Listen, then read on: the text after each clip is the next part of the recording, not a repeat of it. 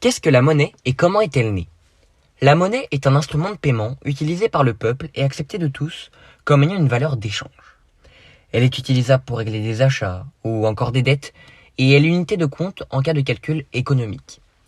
La monnaie est un instrument plus vieux et plus complexe que l'on pourrait y apporter crédit.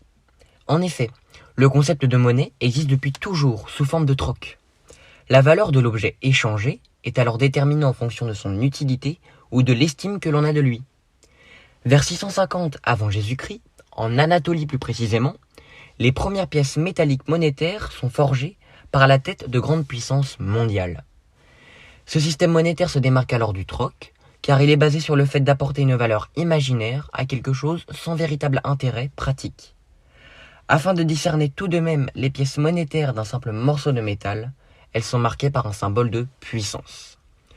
En effet, au fil des siècles, les royaumes et empires créèrent leur propre monnaie, frappée du portrait de leurs dirigeants afin de refléter la puissance économique de leur nation. Par la suite, Marco Polo ramène de ses voyages en Chine l'idée du coupon.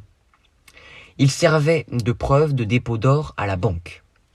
Il remplace alors la monnaie métallique et instaure ainsi l'étalon d'or.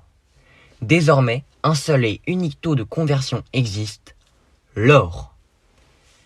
Il faudra tout de même attendre plusieurs siècles avant de voir l'impression des premiers billets.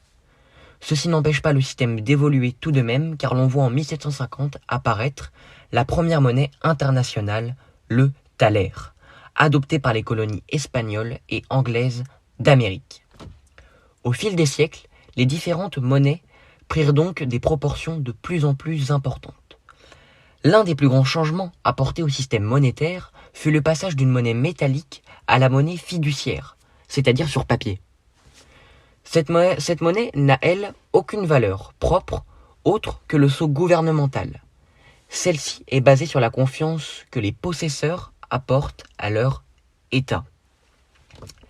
Elle apparaît en France au XVIIIe siècle et est alors gérée par la Banque de France.